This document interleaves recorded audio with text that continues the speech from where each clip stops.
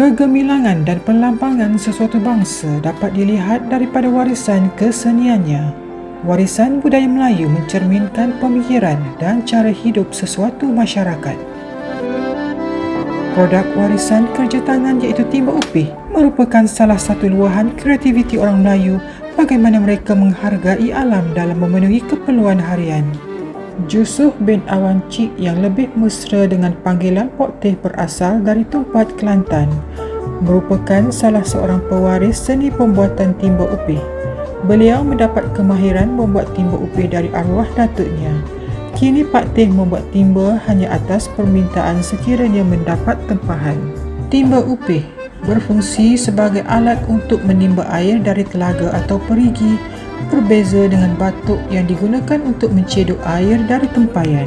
Menurut Pak Teh, buluh kuku kerbau merupakan spesies buluh yang paling sesuai dijadikan pemegang timba, manakala kulit luar digunakan untuk membentuk mulut timba.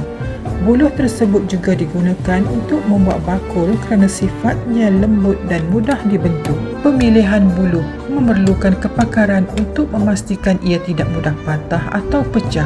Buluh dipotong dan dijemur untuk beberapa hari supaya ia betul-betul kering. Seterusnya, buluh dipotong sepanjang kira-kira 12 inci dan dibelah untuk dijadikan bilah pemegang timba.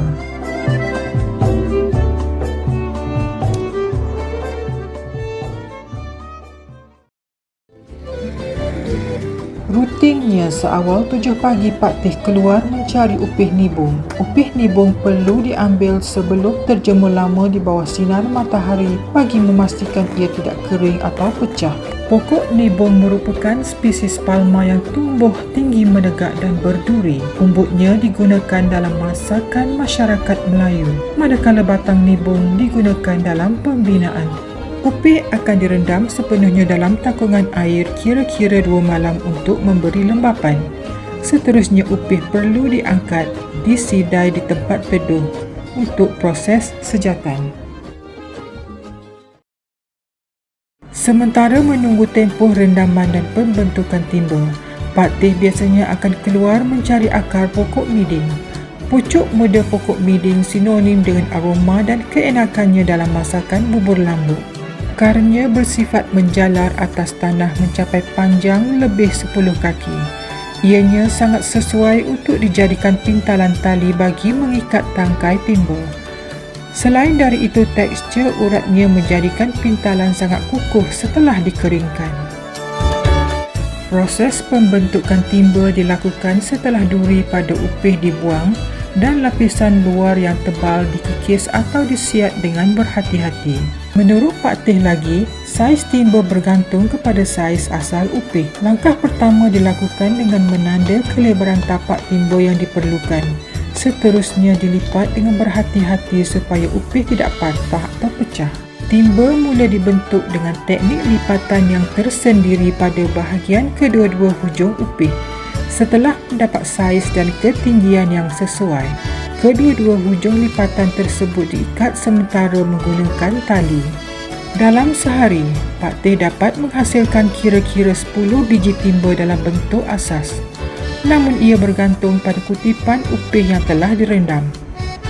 Timba tersebut dibiar untuk semalaman bagi memastikan lipatannya lembut dan mendapat bentuk yang lebih stabil. Keunikan timba upih pada reka bentuknya yang mempunyai nilai estetika tersendiri. Penggunaan bahan diolah dari lanskap persekitaran semula jadi dan cara pembuatannya memerlukan kemahiran dan ketelitian. Teknik pintalan memerlukan kemahiran dan ketelitian serta kesabaran. Menurut Pak Teh, uniknya timba upih dapat dilihat dari halusnya susunan pintalan dan kekemasannya. Satu persatu timba upih diperkemaskan dengan lingkaran ikatan akar miding.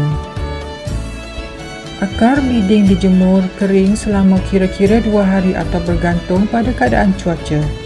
Sebelum proses pintalan dibuat, akar perlu dilembabkan sedikit supaya ia tidak putus atau rapuh dalam proses pintalan dan proses mengikat.